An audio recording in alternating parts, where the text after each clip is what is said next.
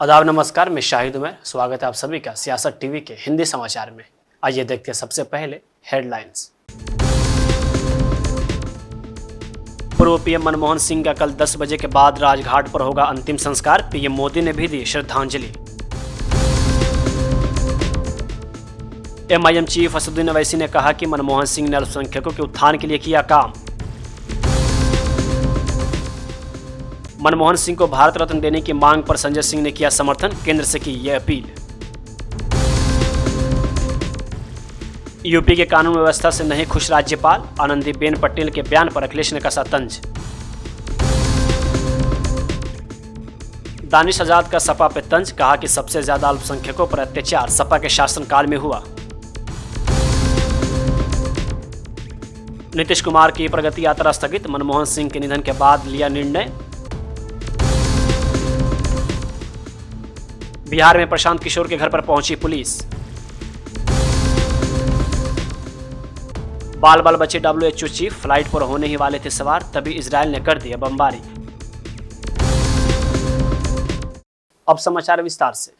पूर्व प्रधानमंत्री मनमोहन सिंह के निधन पर पीएम मोदी ने भावुक वीडियो शेयर किया है। वीडियो में पीएम मोदी ने कहा कि डॉक्टर मनमोहन सिंह के निधन ने हम सभी के मन में गहरी पीड़ा पहुंचाई है। विभाजन के दौर में भारत आना और जीवन के क्षेत्र में उपलब्धियां हासिल करना आसान बात नहीं है। एक नेक इंसान के रूप में, एक विद्वान अर्थशास्त्री के रूप में उन्हें हमेशा याद किया जाएगा। राज्यसभा में उनका कार्यकाल समाप्त हुआ, तब मैंने कहा था कि सांसद के रूप में डॉक्टर साहब की निष्ठा सभी के लिए प्रेरणा जैसी है।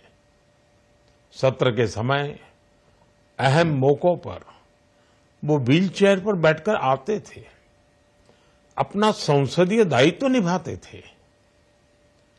दुनिया के प्रतिष्ठित संस्थानों की शिक्षा लेने और सरकार के अनेक शीर्ष पदों पर रहने के बाद भी वो अपनी सामान्य पृष्ठभूमि के मूल्यों को कभी भी नहीं भूले।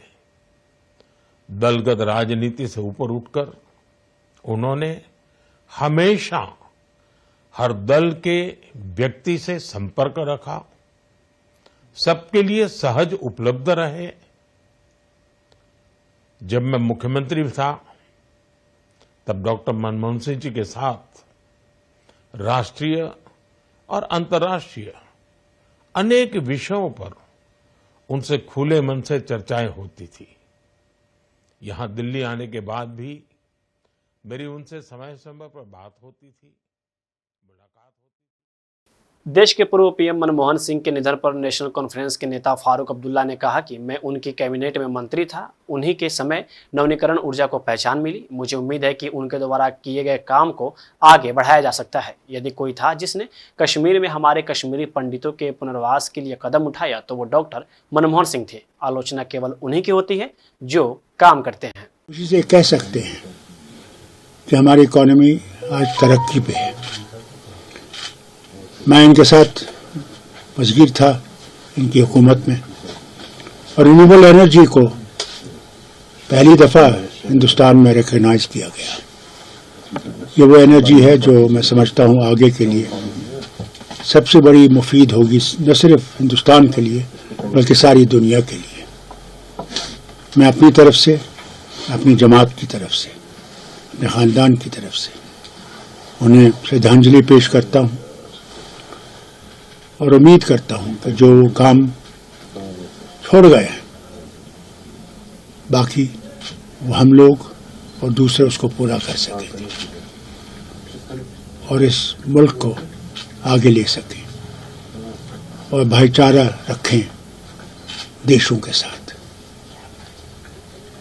डॉक्टर साहब, चूंकि जैसे आपने खुद कहा एक इकोनॉमिस्ट थे, क्योंकि ऑक्सफोर्ड यूनिवर्सिटी उनकी फिलॉसफी भी थी और कैम्ब्रिज यूनिवर्सिटी उन्होंने जो इकोनॉमी में एक अलग ही एक्सपीरियंस ली थी, जिसकी वजह से हमारे मुल्क की सालमियत एक अलग लेवल पर आ गई थी। एक ऐसा भी वक्त मुल्क में आया था जब मनमोहन सिंह के बारे में काफी क्रिटिसिज्म किया गया था, जब उन्होंने अपना सोना गिरवी रखा, लेकिन उसकी काबिलियत ने ना वो सोना बल्कि उन कर्जों से भी मुल्क को मुक्ति दिलाई।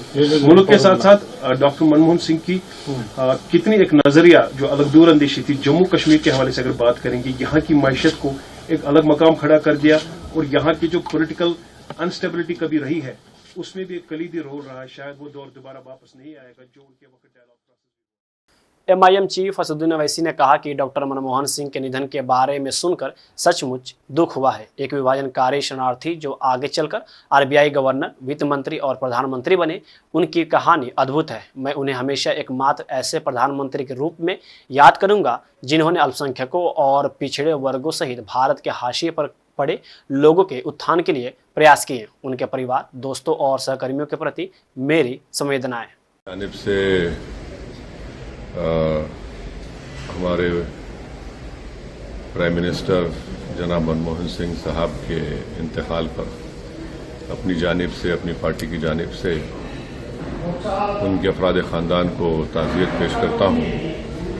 और ये बात सच्चाई पर मुबन्नी है कि मनमोहन सिंह साहब एक पार्टीशन के रिफ्यूजी थे और उसके बाद उन्होंने अपनी ज़ाती मेहनत और ईमानदारी से वो तरक्की करते गए। आरबीआई के गवर्नर और फिर भारत के फाइनेंस मिनिस्टर, फिर 2004 में वो इस मुल्क के वज़ीर आज़म बने। और मेरा मानना यह है कि उनके दौरे वज़ारत उस्मा में वो एक भारत का एक पहला वज़ीर आज़म था, प्रधानमंत्री था, जिसने मार्जिनलाइज कम्युनिटीज़ और ख़ास तौर से मुसलमानों को अपलिफ्ट करने के लिए, उनको हक दिलाने के लिए उन्होंने बहुत कोशिशें की। और उनके इंतकाल से यकीनन हमारे वतन अजीज़ ने अपने एक ख़ास सपूत को खोया है।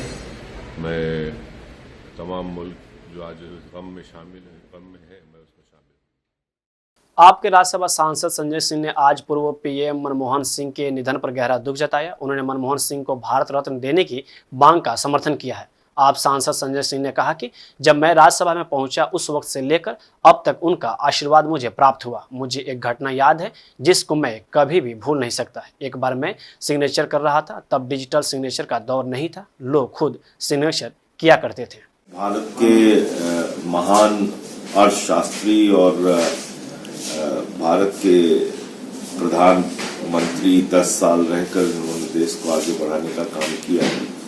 मनमोहन सिंह जी के निधन का समाचार निश्चित रूप से पूरे देश के लिए एक दुखद घटना है, एक अपूर्णीय क्षति है। इतिहास उनको हमेशा एक महान अर्थशास्त्री, एक ईमानदार नेता के रूप में याद करेगा। मैं अपनी ओर से, अपनी पार्टी की ओर से स्वर्गीय मनमोहन सिंह जी को श्रद्धांजलि अर्पित करता हूं और ईश्वर से प्रार्थना करता हूं कि उनकी पुण्य आत्मा को अपने चरणों में स्थान दे। मनमोहन सिंह जी के साथ राज्यसभा में इतने सालों तक रहने का सौभाग्य मिला मुझे। और मुझे याद है कि एक घटना जो मैं भूल नहीं पाता कि एक बार मैं सिग्नेचर कर रहा था तो वो पीछे खड़े थे, उन्होंने कंधे पे हाथ रखा, तो मैंने पलट के जब देखा तो डॉक्टर मनमोहन सिंह जी थे और मैंने उनका पैर छू के उनसे कहा सॉरी सर, मैं आपको देख नहीं पाया। तो उन्होंने कहा कि संजय सिंह जी आप विपक्ष की मजबूत आवाज। उनके ये वाक्य मैं कभी नहीं भूल सकता।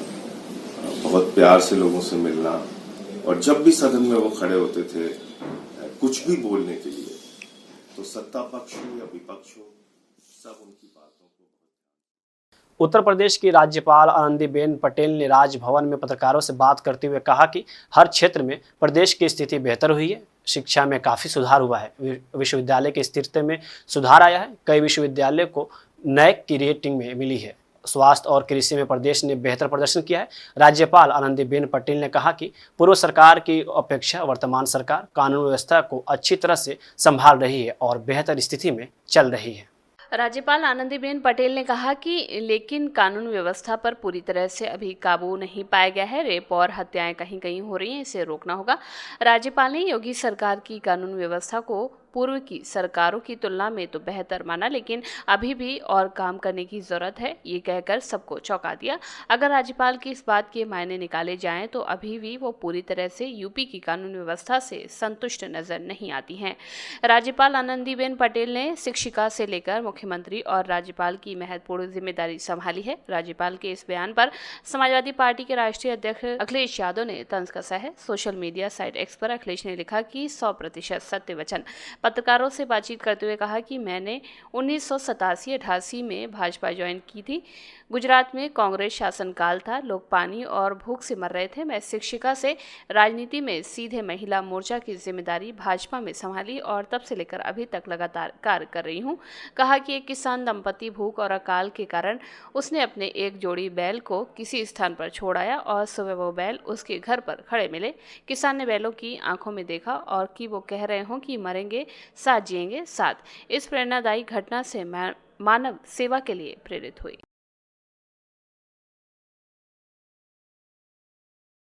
देश के पूर्व प्रधानमंत्री डॉक्टर मनमोहन सिंह का 92 साल की उम्र में निधन हो गया। उन्होंने बीती रात दिल्ली के एम्स में आखिरी सांस ली। उनके निधन पर देश में शोक की लहर है।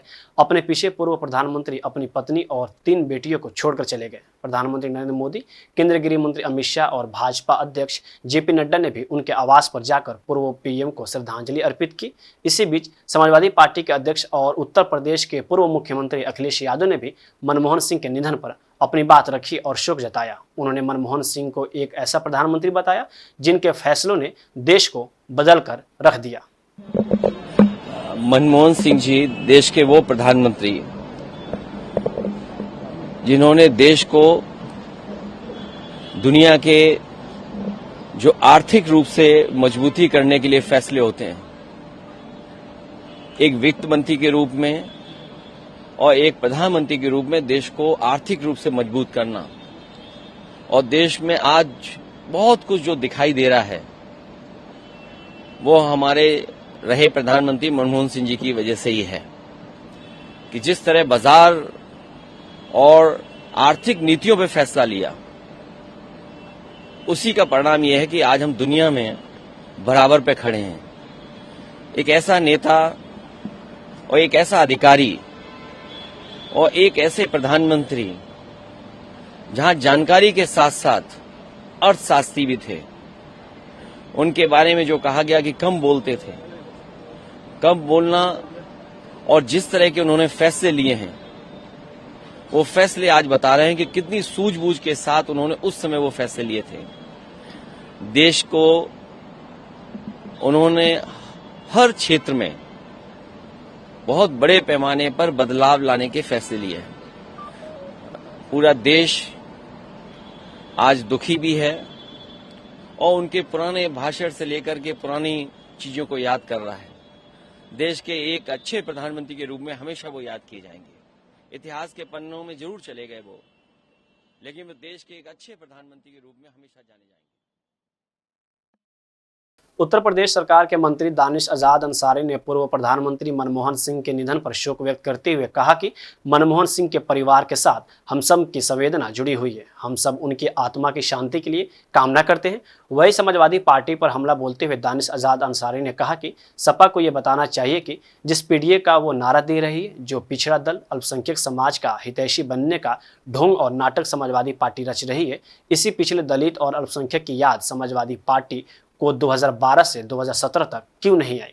देखिए, बड़ा दुखद है कि देश के पूर्व प्रधानमंत्री मनमोहन सिंह जी का निधन हुआ है। हम सबको इससे गहरा शोक है और मनमोहन जी के परिवार के साथ हम सबकी संवेदना जुड़ी है और हम सब उनकी आत्मा की शांति की कामना करते हैं। सबसे पहले तो समाजवादी पार्टी को ये बताना चाहिए कि जिस पीडीए का वो नारा दे रही है, जो पिछड़ा दलित अल्पसंख्यक समाज का हितैषी बनने का जो ढोंग और नाटक ये समाजवादी पार्टी रच रही है, इसी पिछड़े दलित और अल्पसंख्यक की याद समाजवादी पार्टी को 2012 से लेकर 17 तक क्यों नहीं आई। आप 2012 से लेकर 17 तक उत्तर प्रदेश का जो समाजवादी पार्टी का शासनकाल था, अगर उस शासनकाल को आप देखेंगे तो आप ये महसूस करेंगे कि सबसे ज्यादा अगर अत्याचार, धोखा और पाखंड किसी के साथ हुआ तो वो पिछड़े दलित और अल्पसंख्यक समाज के साथ हुआ। सबसे ज्यादा दलित भाइयों के ऊपर हमले समाजवादी पार्टी के शासनकाल में हुए, किस तरीके से पिछड़ों के तमाम जो सुविधाएं हैं उस सुविधाओं का हनन करने का काम समाजवादी पार्टी ने किया। और अल्पसंख्यक समाज के साथ आज़ादी के बाद अगर सबसे ज़्यादा किसी ने अल्पसंख्यक समाज को गुमराह किया है, उनका राजनीतिक इस्तेमाल करने की कोशिश की है, तो समाजवादी पार्टी ने की है। समाजवादी पार्टी का जो पीडीए का नारा है केवल और केवल अपने निजी राजनीतिक स्वार्थ को पूरे करने का एजेंडा है। उनको न समाज से कोई मतलब है, न देश और प्रदेश के विकास से कोई मतलब है। प्रयागराज में महाकुंभ होने वाला है जनवरी के महीने में।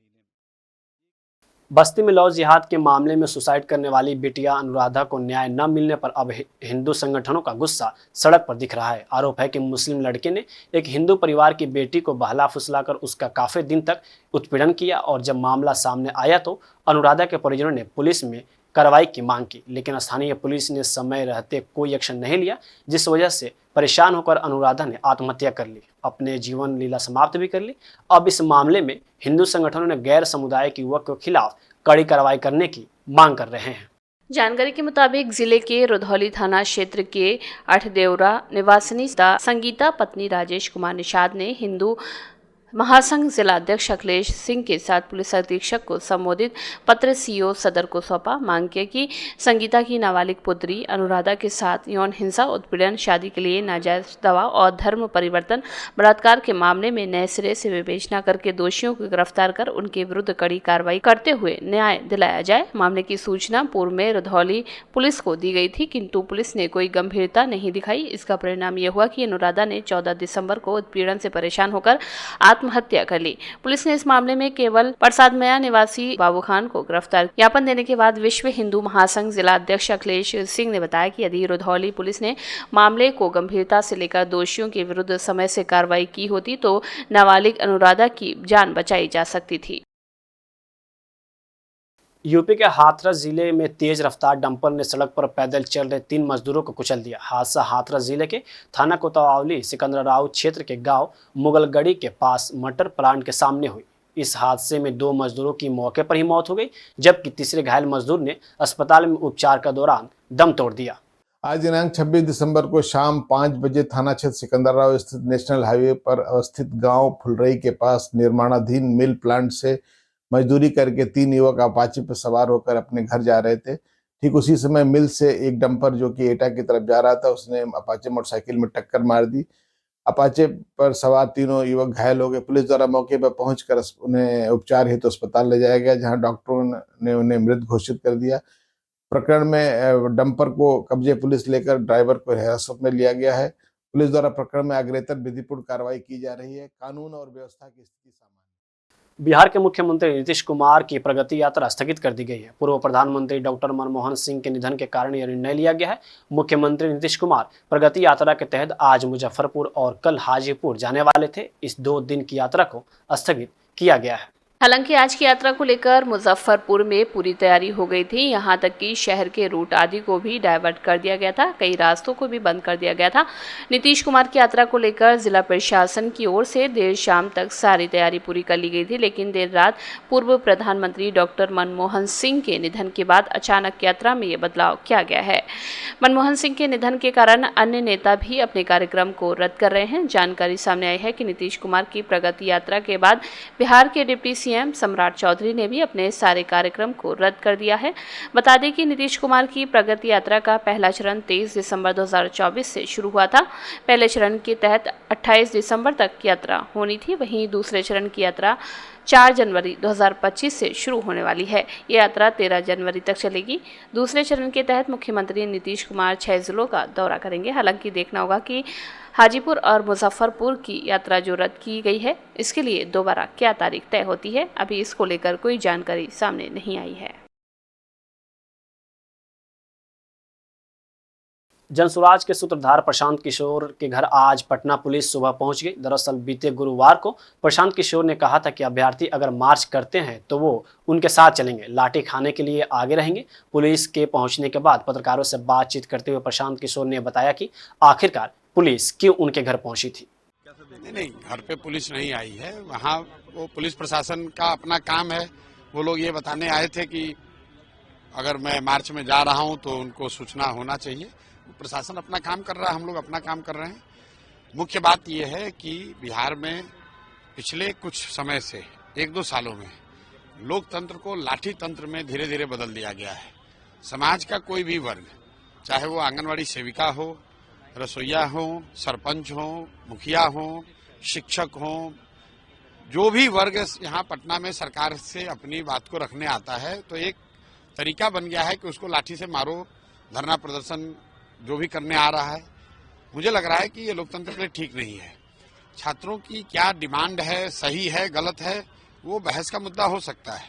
सरकार को ये चाहिए कि कोई कमेटी बना ले। मुख्यमंत्री के पास खुद समय अगर नहीं है तो कोई एक वरीय अधिकारियों का, मिनिस्टरों का एक कमेटी बना दें, छात्रों के साथ बैठ के बात कर लें। 4 लाख छात्र अगर कुछ बात कह रहे हैं, सुनना तो पड़ेगा। तो एक तो आपने उनकी बात सुनी नहीं, दूसरा अब आप बच्चे यहाँ आए तो उन पर आपने लाठी चलवा दिया। उसके विरोध में हम लोग गए थे और उसके विरोध में खड़े हैं। सिर्फ बात छात्रों की नहीं है, समाज का कोई भी वर्ग अगर आकर लोकतांत्रिक तरीके से अपनी बात कह रहा है तो आप उसको लाठी से क्यों मार रहे हैं? आप बात उसकी सुनना चाहते हैं, सुनिए। उसकी बात वो का खंडन करना चाहते हैं, खंडन कीजिए। लाठी से मारने से तो लोकतंत्र नहीं चल सकता है। मार्च निकालने की आपने बात की थी, आज जाएंगे आप? नहीं, मार्च निकालने की हमने बात नहीं कही है। हमने बात ये कही है कि छात्र मार्च अगर निकालेंगे तो उनके साथ मैं खड़ा रहूंगा, उनमें सबसे आगे चलूंगा। मैं देखना चाहता हूं कि पुलिस और प्रशासन यहाँ कितना लाठी चला सकते हैं, क्योंकि आप कोई छात्र आता है उसको आपने लाठी से मार दिया, ये तो कोई तरीका नहीं हुआ। अगर परीक्षा को लेकर कोई गलती हुई नहीं है तो फिर 12,000 बच्चों के लिए री एग्जामिनेशन क्यों हो रहा है? तो कहीं ना कहीं सरकार तो ये मान रही है कि एक केंद्र पर गलती हुई है और छात्रों का ऐसा मानना है कि नहीं, एक केंद्र पर नहीं, बड़े पैमाने पर अनियमितता हुई है। इजरायल ने गुरुवार को यमन की राजधानी सना में एयरपोर्ट और बंदरगाह पर हमला कर दिया। इस दौरान WHO के चीफ भी एयरपोर्ट पर मौजूद थे। इजरायल के हमले में वह बाल बाल बचे। इस बात का खुलासा उन्होंने खुद सोशल मीडिया प्लेटफॉर्म एक्स पर पोस्ट करके जानकारी दी है। WHO चीफ यमन ने उन UN कर्मचारियों की रिहाई के लिए बात करने पहुंचे थे जिन्हें हुती लड़ाकों ने पिछले कई महीनों से बंधक बनाकर रखा है। वर्ल्ड हेल्थ ऑर्गेनाइजेशन के चीफ डॉक्टर टेड्रोस एडनोस घेब्रेयेसस ने कहा कि वो और उनके सभी सहयोगी प्लेन में सवार होने ही वाले थे, तभी सना एयरपोर्ट पर इसराइल की ओर से हमला किया गया। उन्होंने बताया कि इस दौरान वहां पर जमकर बमबारी हुई, जिसमें उनकी फ्लाइट का एक सदस्य भी घायल हो गया और एयरपोर्ट पर मौजूद 2 अन्य लोगों की मौत हो गई। WHO चीफ ने कहा कि वो और उनके सभी सहयोगी पूरी तरह से सुरक्षित हैं, मगर उन्हें सना से निकलने के लिए एयरपोर्ट की मरम्मत होने तक का इंतजार करना पड़ेगा। यमन की राजधानी सना में हुए इसराइल के हमले की संयुक्त राष्ट्र के महासचिव एंटोनियो गुतेरेस ने निंदा की है। उन्होंने अंतर्राष्ट्रीय कानून का सम्मान करने की भी बात कही है। गुतेरेस ने आगे कहा कि नागरिकों और मानवीय कार्यकर्ताओं को कभी भी निशाना नहीं बनाया जाना चाहिए।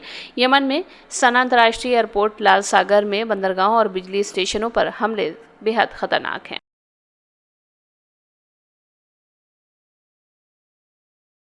भारत और अमेरिका के बीच भले ही राजनीतिक तौर पर अच्छे रिश्ते की बात की जा रही हो, लेकिन भारतीयों को वहां से वापस स्वदेश भेजने का सिलसिला लगातार जारी है। एक रिपोर्ट के अनुसार अमेरिका में अप्रवासी लोगों को बाहर निकालने की यह स्पीड इस कदर है कि गुजरते साल 2024 में हर 6 घंटे में एक भारतीय को अमेरिका से भारत के लिए निर्वासित किया जा रहा है।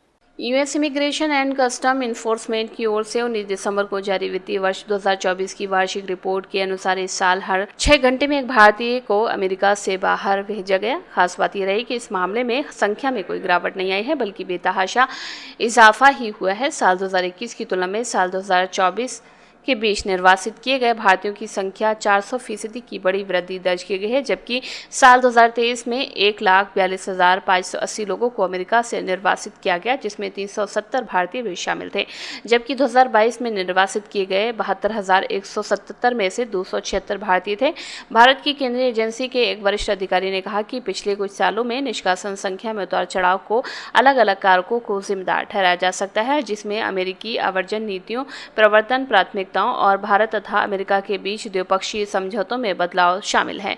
उन्होंने कहा कि 2024 में संख्या में बढ़ोतरी व्यापक प्रवासन प्रवृत्तियों और अमेरिका में कानूनी स्थिति के बिना लोगों को रक्षित करने वाली परिवर्तन कार्रवाइयों को भी दर्शा सकती है। साल 2019 और 2020 के कोविड महामारी के दौरान अमेरिकी राष्ट्रपति के रूप में डोनाल्ड ट्रंप के पहले कार्यकाल के दौरान कुल 3,928 अवैध तरीके से पहुंचे अप्रवासी भारतीयों को वापस भेजा गया था। तुलनात्मक रूप से देखें तो साल 2021 में जब वो बाइडेन ने अमेरिकी राष्ट्रपति के रूप में पदभार संभाला तो 2024 में रिपोर्ट जारी होने तक निर्वासित भारतीयों की कुल संख्या 3,467 तक पहुंच गई थी।